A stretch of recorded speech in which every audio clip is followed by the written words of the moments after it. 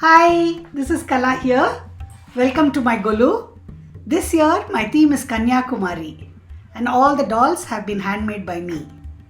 Now let me tell you the story of Kanyakumari. Our story begins with Banasura, the head of the Asuras who was extremely powerful. Seeking to grow his powers, Banasura meditated on Lord Brahma, and Lord Brahma was very pleased to see such dedicated devotion that he appeared before Banasura and offered him a boon. Seizing this opportunity, Banasura asked Lord Brahma for the gift of eternal life.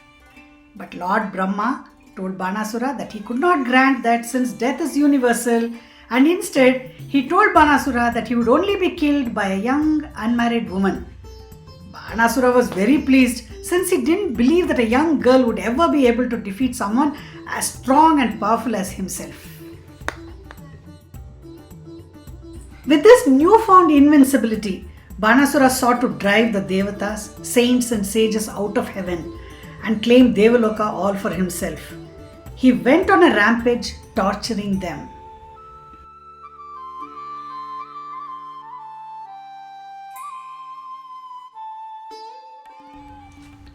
Seeing this fear and carnage, Goddess Bhumi Devi, or Mother Earth, wanted to put an end to it.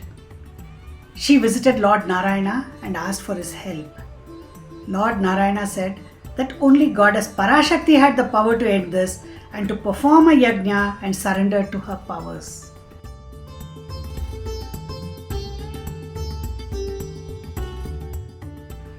So, when the Devas performed the yajna, Goddess Parashakti rose from the flames in the form of a little girl.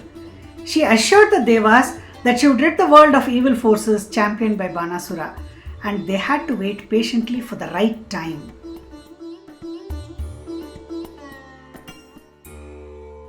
This young girl settled in the southern tip of India, where she spent her days in meditation on Lord Shiva. She grew into a beautiful young woman, and imagine her surprise when one day, as Lord Shiva was travelling from Suchindram, he came upon her and instantly fell in love. He immediately proposed marriage to her, and the goddess happily accepted, temporarily forgetting her promise to kill the Asuras.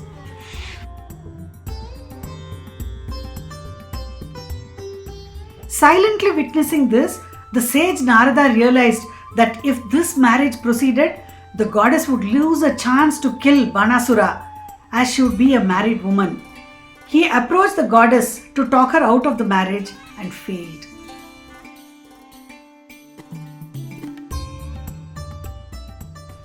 Meanwhile, it was decided that the marriage would take place at midnight on a certain auspicious day. On that day, Lord Shiva set out from Suchindram, and Narada, desperate to stop the marriage, played his final trick. Hidden, he began to crow like a rooster, making it appear like it was already dawn. Hearing a rooster crowing, Lord Shiva believed he missed the auspicious hour for his marriage and turned back to Suchindram. The goddess was waiting patiently, and when it became apparent that Lord Shiva was not coming, she angrily scattered all the food and offerings like haldi and kumkum. It's believed that these fallen items are what give present-day Kanyakumari its distinct multicolored sandy beaches.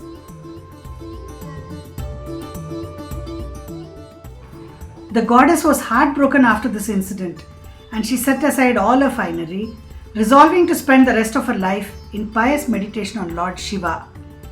She sat on a rock at the southernmost tip of the subcontinent and began this. Meanwhile, Banasura, still on his rampage, heard of the goddess's beauty and approached her seeking her hand in marriage.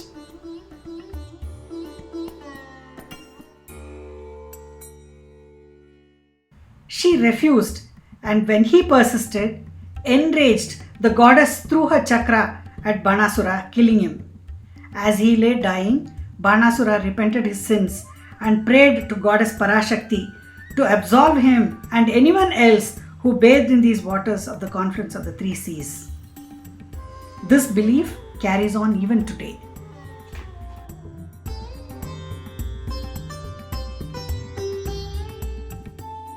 People also believe that Goddess Parashakti, in the form of Kanyakumari, is still meditating in the hope of Shiva returning to marry her one day. The idol of the goddess still stands holding a Japamala, and the place derived its name of Kanyakumari from this unmarried form of the goddess. The temple of Kanyakumari, where Devi is worshipped in this form, is more than 3000 years old and still stands at the southernmost tip of India.